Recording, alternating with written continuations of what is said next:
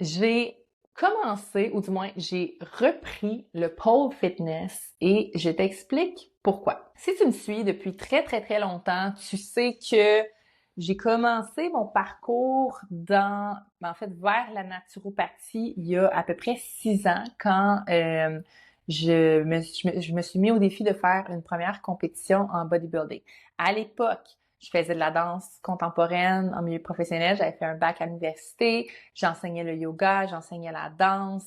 Depuis mes 15-16 ans que je travaillais dans les gyms, déjà, tu sais, à donner des cours de cardio-danse, de Thai box, de muscu, j'avais fait mes formations d'entraîneur, tu sais, je baignais quand même dans ce milieu-là, mais là, je me suis dit, hey, là, je me donne un gros défi, je veux faire une compétition fitness, puis moi, j'ai eu vraiment la piqûre du bodybuilding, mais je suis tombée sur un coach qui était aussi naturopathe, donc ça m'a comme un peu ouvert la porte vers la naturopathie, et d'emblée, j'ai commencé à travailler dans le gym de ce coach-là, j'ai ouvert une boutique de suppléments dans son gym, et j'ai découvert que j'aimais vraiment travailler avec les femmes parce que quand j'ai découvert que les femmes leurs résultats étaient souvent bloqués par des déséquilibres hormonaux, j'étais comme, oh my God, ok, c'est ça que je veux adresser, c'est ce problème-là.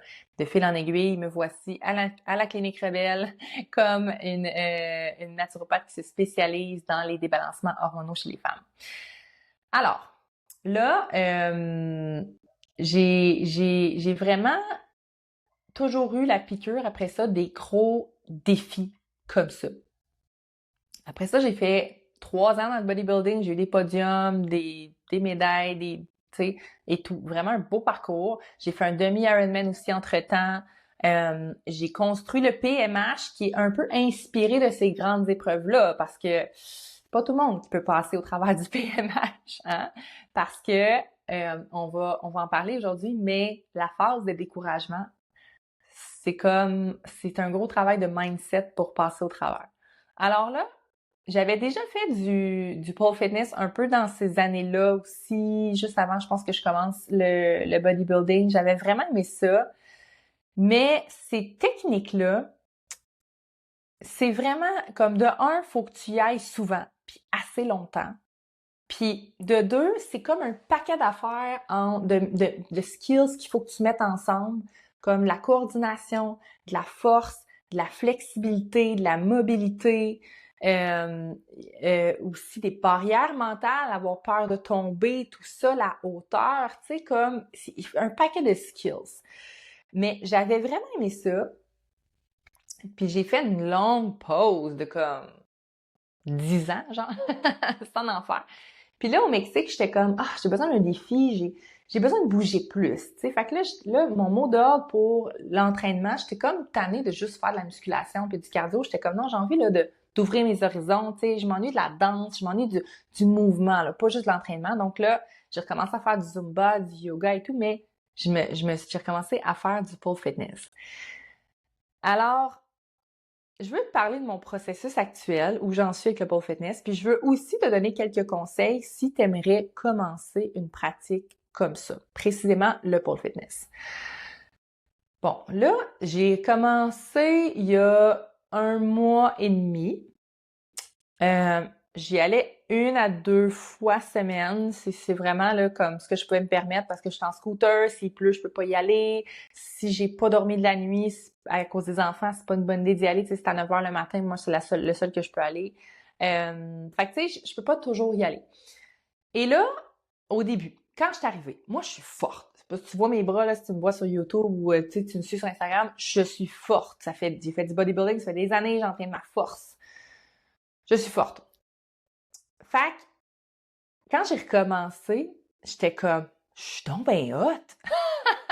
Wow! Je suis donc ben bonne! Hey! Je reprends vite les skills! Puis là, je mettais ça dans mes stories, puis j'avais des commentaires. Wow! Tu sais, c'est cool! T'es bonne! Tout! J'étais sur un high, là. Je venais de commencer, puis j'étais comme, wow! Puis là, petite blessure à l'épaule. Oh, OK. Là, je me rends compte que ça fait des années que je fais de la musculation, puis ça fait des années que je néglige la flexibilité puis la mobilité. J'en fais pas assez. Fait que là, je fais des trucs que ça me demande vraiment de forcer en étirant, je me suis fait mal. Même à la muscu, là, il y a des mouvements que je peux pas faire, des Arnold Press pis tout. Je suis comme, ah, shit, tu sais, là, je le paye, là. Mon manque d'équilibre là-dedans, là, d'avoir fait beaucoup de force, pas assez de mobilité, je le paye en ce moment. Puis là, j'ai des nuits de merde en ce moment avec mon petit Ellie 1 an et demi, parce que moi, quand mes bébés arrivent à 1 an et demi, moi, je les allaite tu sais, j'essaie de les allaiter le plus longtemps possible, puis je veux tellement que la séparation se fasse naturellement, mais un moment donné, on dirait que j'arrive, tu sais, les mamans, vous allez me comprendre, j'arrive à un moment où c'est comme physique, c'est comme, ah mon Dieu, genre, mon corps ne veut plus allaiter, mais là, ça me dérange pas de l'allaiter le jour, Ellie 1 an et demi, mais la nuit, je suis comme, j'ai l'image d'une maman singe qui pousse son bébé, là, puis le bébé qui essaie juste de s'agripper après son sein, là, c'est comme en dedans de moi, ça me fait monter de l'agressivité, là, je suis comme, non, genre, non, non, non, non, non, j'ai pas envie d'un petit bébé qui me tète le sein pendant que j'essaie de dormir, je suis comme, non, j'ai plus envie, là, j'ai besoin d'un break, j'ai besoin d'un espace, fait que j'essaie de, tranquillement, couper l'allaitement de nuit à Ellie. Alors, ça fait des nuits où parfois j'ai 1 heure de crise à gérer dans la nuit. Donc là, comme aujourd'hui, j'avais dormi 5h15, mais j'avais dit que j'avais été inscrite, donc je ne devais pas perdre ma classe. Je me suis dit, je vais juste être vraiment comme bienveillante envers moi. Mais j'ai eu une classe de merde où j'avais le goût de pleurer tout le long parce que même des filles qui avaient l'air comme vraiment moins fortes que moi, là, mais tu sais, c'est difficile de se comparer parce que ça fait peut-être plus longtemps qu'elles pratiquent les techniques, mais tu sais, vraiment comme, j'étais comme, genre, tu sais, le prof démontrait une routine, puis je bloquais au premier tricks, là, alors que tout le monde était rendu au troisième tricks, là. J'étais comme, arc, pour vrai, arc, arc, arc. Fait que là, je me sens vraiment dans ma phase où ça fait une couple de fois que j'y vais comme ça. Puis tu sais, j'ai manqué la semaine passée, j'ai été malade et tout, j'ai eu un rhume, fait que je suis pas allée. Fait que là, moins tu y vas, ben moins tu progresses vite, tu comprends? Tu peux même faire du surplace, là. Si tu y vas 1 fois ou 2 semaines, tu fais un peu du surplace, tu comprends? Parce que là aussi, plus tu y vas, plus tu te fais comme des bleus à des places, puis tu t'adurcis, puis là sinon, quand tu y vas pas, mais là, ça fait mal, tu sais, il y a ça, la gestion de la douleur sur le pole. Parce que ce que je fais, c'est surtout du pole sport. C'est pas tant du pole fitness, c'est genre des inversions, des tricks, on danse pas vraiment, tu sais, on sait vraiment tout ce qui est plus sportif, là, c'est ce qu'on fait. Fait que je suis vraiment dans la phase de découragement, à 100%, où je me dis, ben, je vais pas y retourner. Mais c'est pas moi, ça. C'est pas moi. Puis là, je parle aux femmes qui m'écoutent. Je le sais qu'il y en a qui commencent le PMH, puis qui arrivent, par exemple, dans la phase 2, où ça allait super bien en phase 1, c'était vraiment strict, mais ça réveillait leur puissance, puis là, ça leur redonnait confiance en elles. Elles étaient comme, waouh, je suis capable de mettre tous les aliments inflammatoires de côté, puis OK, je peux parler à ma coach, puis là, j'ai un plan clair, puis je suis motivée. Puis là, dans le mois 2, on réintègre des choses, puis là, des fois, on réintègre, par exemple, des produits laitiers qui sont ou tu sais, du gluten, des produits que les clientes mangeaient avant puis qu'elles aiment, puis que là, elles découvrent que ça passe pas. Sérieux, excusez-moi le terme, mais c'est décrissant. Je le sais que c'est poche quand tu te rends compte qu'un aliment que t'aimes te crée une grande réponse inflammatoire puis qu'en ce moment, tu peux juste pas le manger. Je le sais que c'est décourageant. Ça veut pas dire que ça va être tout le temps comme ça. Mais je le sais que là, des fois, ou tu sais, des fois, c'est même pas la nutrition, là, des fois, c'est comme il arrive quelque chose dans leur vie puis là, elles sont fatiguées, démotivées. C'est la phase de découragement. Mais quand on arrive dans cette phase-là, moi, je sais que je vais retourner au fitness, là, parce qu'aujourd'hui, c'était ma pire classe, au pôle, je veux dire, c'était ma pire classe. Qu'est-ce que ça veut dire, ça? C'est que la prochaine classe, ça va possiblement être ma meilleure, où je vais unlock des tricks. Même pendant la classe aujourd'hui, là, j'ai pas focusé sur aïe, aïe, je suis même pas capable de faire le premier trick, tu sais, ça m'a pris toute la classe pour arriver à faire le premier trick, alors que tout le monde était rendu au 4-5e dans la routine. Mais dans le warm-up, il y a un trick, je pense que ça s'appelle le monkey brass en ça. Je connais même pas les termes, surtout qu'ils parlent en espagnol ici, tu sais. Il y a cette barrière-là. Mais j'ai été capable de le faire. Puis ce move-là, je l'ai mis dans ma story aujourd'hui. Je ferai peut-être un post Instagram, puis je vais linker le post Instagram dans le show notes si vous voulez voir c'est quoi le move. Ce move-là, il faut que tu kicks juste assez fort pour envoyer tes jambes en inversion. Puis comment que tes mains sont posées, il faut que tu pousses assez fort avec le bras d'en haut, puis tu tires assez avec le bras tu pousses assez avec le bras d'en bas, tu tires assez avec le bras d'en haut. Tu passes ta tête de l'autre côté comme du pôle, si on veut, puis tu regardes en haut, tu tournes tes épaules. Il faut tout que tu fasses ça en même temps pour arriver pile au bon ballon puis à la bonne place. Si tu manques une affaire, tu rates. Mais dans le warm-up, je l'ai eu ça. J'ai réussi à le faire toute seule sans l'aide du prof. Fait que tout le long de mon cours de découragement, je me rappelais que j'avais unlock ce skills-là, puis je l'avais filmé, puis j'étais contente, tu sais. Puis à la fin de la classe, pour pas finir sur une note comme parce que ça m'a pris toute la classe juste faire un truc de la routine que j'ai fini par enfin réussir à la fin quand on avait fini. Mais j'ai quand même refait je pense que c'est le Monkey Brass, c'était pas bon. En tout cas, j'ai encore refait le nouveau skills, la nouvelle inversion que j'avais réussi, juste pour finir sur une bonne note. Ça, c'est mon truc aussi quand je suis dans une phase de découragement. Je sais que plus je mets mon focus sur ça marche pas, ça marche pas, ça marche pas, ça marche pas, je suis écœurée, je suis fatiguée, de la merde, ben je le sais que ça va aller ça m'aidera pas là, ça sera pas aidant, ça va aller de moins en moins bien. Mais je sais que si je mets le focus sur une chose que je réussis bien en ce moment, ben ça me rapproche de réussir une autre chose, puis de me sentir mieux, puis mieux, puis mieux, puis de réussir. Fait que c'est ce que je t'invite à faire en ce moment si t'es dans une phase de découragement. Pense constamment à quelque chose que tu réussis bien et mets ton attention là-dessus. Arrête de donner ton attention à ce qui marche pas. Parce que là, tu vas manifester que ça marche pas pour de vrai, là. Puis toi, tu veux manifester que ça marche. OK? Puis si tu viens d'investir dans un processus comme le PMH ou avec un autre coach, whatever, juste te rappeler que, ou si tu hésites à faire ça, le risque n'est pas dans l'investissement. Le risque est dans l'investisseur. Le risque, c'est toi qui le portes. Tu sais, à moins vraiment de tomber sur un grand charlatan ou quelqu'un qui veut vraiment voler de l'argent de tout le monde, là. Je veux dire, j'ai rarement croisé des naturopathes ou des coachs qui avaient cette mentalité-là. Tu sais, tout le monde veut aider, là. Tout le monde essaye d'amener des programmes, des accompagnements qui sont aidants puis qui vont amener des transformations tangibles à leurs clients. Il y a personne qui veut juste vendre un programme, faire de l'argent puis faire comme bon ben je sais que c'était de la masse que j'ai vendue. Non, tu sais. Le sentiment d'imposteur est tellement fort des fois que genre en tout cas, fait que tout ça pour dire que t'es capable de tirer le maximum que tu peux dans n'importe quel accompagnement ou programme que tu vas acheter. C'est un no-brainer. Mais ça va venir de toi. C'est toi qui as la réponse, puis c'est toi qui choisis sur quoi tu mets ton attention dans le processus et c'est ça qui va déterminer le genre de résultat que tu vas ressortir. Des fois, là, il y a des femmes dans le PMH qui ont des résultats incroyables. Tu sais, je veux dire, quand ça fait 7 ans que tu essaies d'avoir un bébé, tu fais le PMH, t'es enceinte, t'es contente. Quand ça fait 5 ans que tu essaies de perdre du poids, qu'il n'y a rien qui bouge, t'es rendu à 60 livres en trop, tu fais le PMH, après 3 mois, tu as perdu 25 livres, t'es contente, là. Quand ça fait des années qu'il faut que tu prennes des naproxen à chaque fois que tu tombes dans ta semaine parce que, oh mon Dieu, ça te cloue au lit, puis que là, après le PMH, tu tombes dans ta semaine, genre en découvrant comme le sang dans tes culottes, c'est comme, ben voyons donc, tu me niaises. C'est incroyable. Mais un des plus grands résultats que je pense que les femmes mettent beaucoup de focus là-dessus, puis je veux dire, c'est le plus beau cadeau, c'est qu'elles comprennent que ce qu'on a fait, c'est pas un régime, c'est pas un processus, c'est pas ça l'important. L'important, c'est que maintenant, elles ont un nouveau mode de vie. Puis ça, là, dans tous les autres témoignages que vous allez écouter, sur la Clinique Rebelle ou sur mes sites web ou sur mon groupe Rebelle Communauté, vous allez l'entendre dire des femmes. OK, je comprends. Je pense que je le répète assez souvent dans mes capsules. Je comprends que ce que j'avais besoin, c'est pas qu'on me répare. C'est pas qu'on répare mes hormones ou on répare ma nutrition ou on répare, tu sais, comme mes intestins, mon système digestif. C'était pas ça. Non. L'important, c'est que maintenant, je sais quoi faire, je sais comment vivre, je sais à quoi faire attention, j'ai un nouveau lifestyle, j'ai appris. Fait que les résultats, c'est pas le PMH qui m'a amené des résultats, c'est moi, c'est la cliente qui a fait le PMH, c'est elle-même qui a amené ses résultats en mettant les actions. Fait que après avoir fini le PMH, il y a la possibilité de perdre tous les résultats. Oui, si tu reviens comme avant, si tu arrêtes d'implémenter ce qu'on a mis, oui. Mais les femmes comprennent que la balle est dans leur camp maintenant, il faut continuer.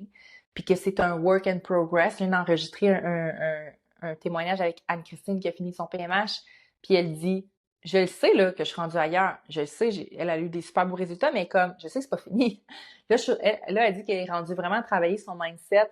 Qu'est-ce qui la limite? Qu'est-ce qui l'amenait dans des comportements à ne pas s'écouter, puis à être dans un rythme effréné, puis elle savait que c'est ça qui crée de l'inflammation, elle sait maintenant que ça débalançait ses cycles et tout.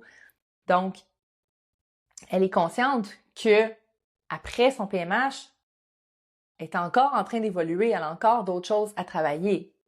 Fait que bref, je me suis éloignée un peu du pole fitness, sorry, je reviens.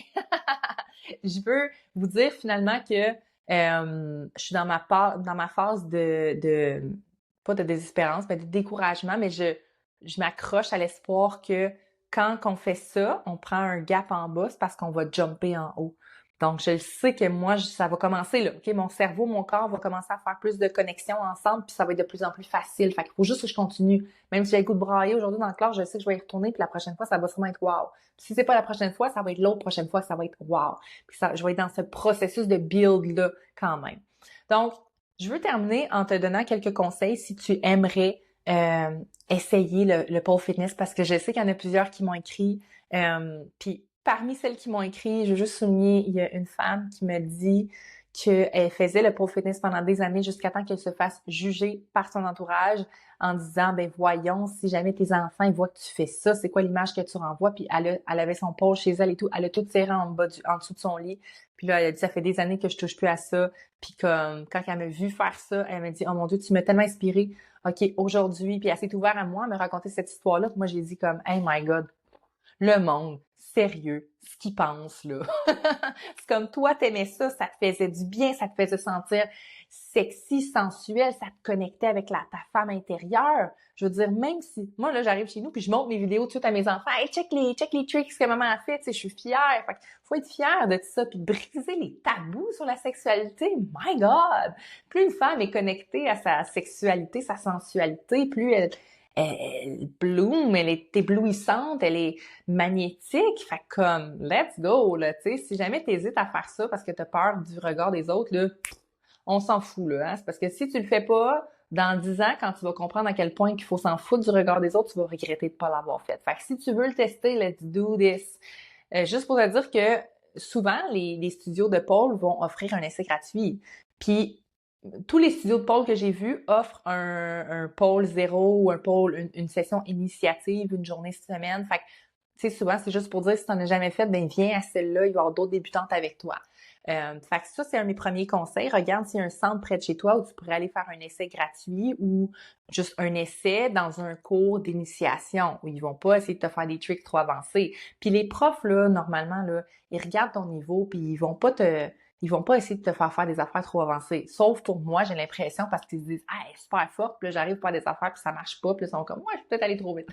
Mais it's OK! Faut pas avoir peur du ridicule. La seule chose que tu dois avoir peur, c'est de tomber, mais inquiète-toi pas.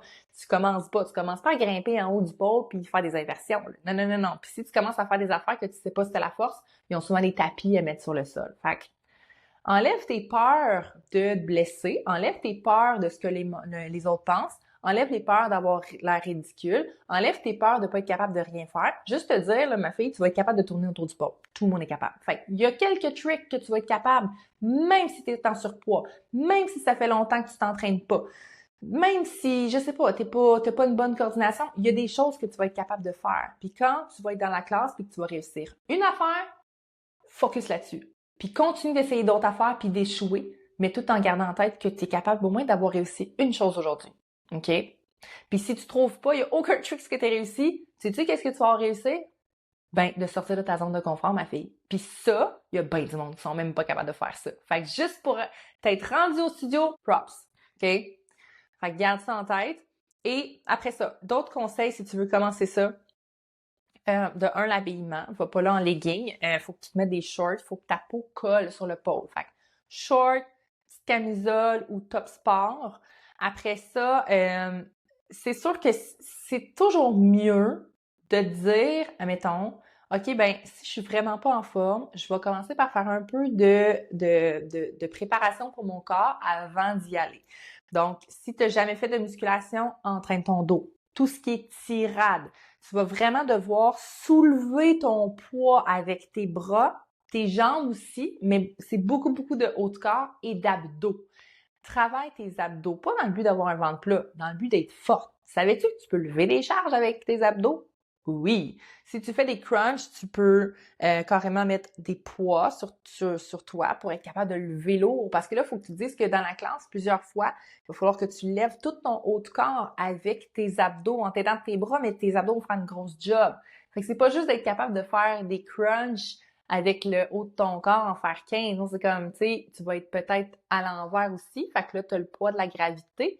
Fait qu'il faut que tu sois plus forte que d'être capable de juste lever ton propre poids avec tes abdos. Tu comprends? Fait que tu peux travailler avec des charges. Tu peux mettre des charges dans tes pieds si tu fais des leg raises ou à la chaise romaine. Moi, quand je fais la chaise romaine, mon coach, au début, tu sais, la chaise romaine, c'est comme les coudes sont appuyés là sur une espèce de machine au gym, les jambes sont dans le vide. Puis là, il nous faisait faire des leg raises où on lève les jambes allongées.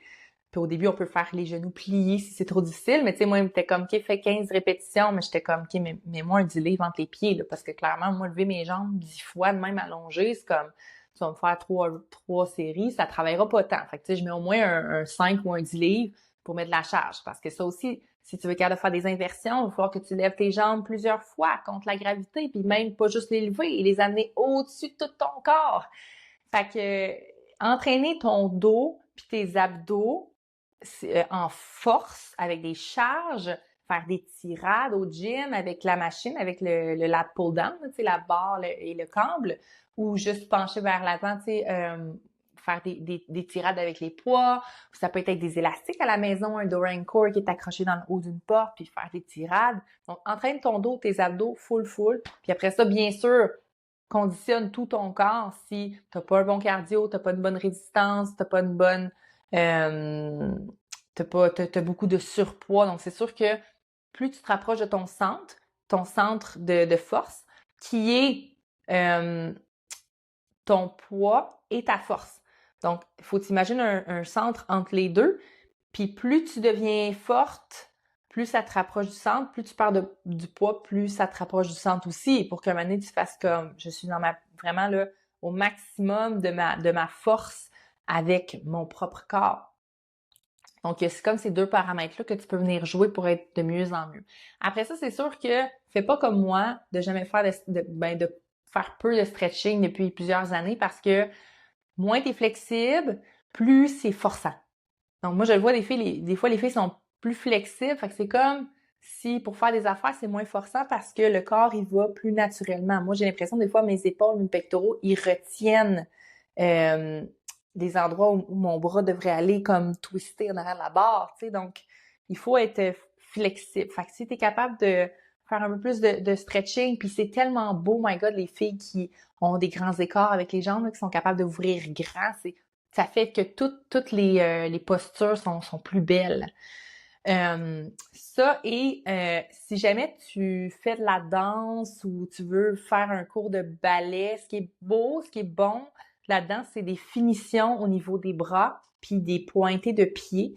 Quand tu fais du pole, c'est le fun d'être capable de penser à ça. Donc la danse nous amène cet aspect-là de faire comme est-ce que j'ai une conscience de mon corps jusqu'à mes extrémités? Puis ça fait que ça fait des mouvements puis des poses, des postures plus raffinées quand on est capable de penser à pointer le pied, quand on est capable de penser à allonger jusqu'aux mains, jusqu'aux doigts. Parce que sinon, si on pense pas à ça, ben c'est comme, OK, on réussit le trick, mais visuellement, quand on se filme, on est déçu parce qu'on est comme, ah merde, j'ai pas pensé, là, mes pieds sont tout mous, puis mes doigts sont pas en bonne, tu sais. Fait que d'amener toute cette conscience-là de la posture dans le mouvement, la danse peut être bon. C'est pour ça que j'aime ça faire le Zumba une fois semaine aussi, parce qu'en étant dans le mouvement, ça me fait vraiment être plus connectée, plus présente dans tout mon corps. Et je trouve que je transpose ça aussi dans le pole fitness. Sinon, est-ce que j'ai d'autres conseils? Non, ça fait mal sur le coup, hein. Vous allez ressortir avec des bleus puis tout ça, mais c'est normal. Puis moi, je suis comme fière. Ça me dérange pas. Je suis comme, hey, check mes bleus. J'ai vraiment genre été capable de. Ça veut dire que j'ai été capable d'endurer la douleur au-delà. Puis ça m'a fait un bleu, puis que j'ai pas arrêté parce que ça me faisait mal. Non, j'ai continué. Puis aussi, il faut se dire que avec ça, la peau finit par se raffermir, les muscles s'habituent à la pression, puis on devient comme plus résistant. Donc, faut garder ça en tête. Alors voilà pour mon expérience personnelle pour le pole fitness, le pole sport. Si jamais c'est quelque chose que tu veux essayer puis que je t'ai motivée à l'essayer, ben n'hésite pas, viens me le dire sur Instagram. Ça me fait toujours plaisir de sentir que j'ai un impact chez vous. Peut-être que tu n'aimeras pas ça pendant tout, mais peut-être que tu vas avoir la piqûre en maudit, par exemple. C'est ce que je te souhaite. Alors sur ce, merci de m'avoir écouté tout le monde. Bye bye!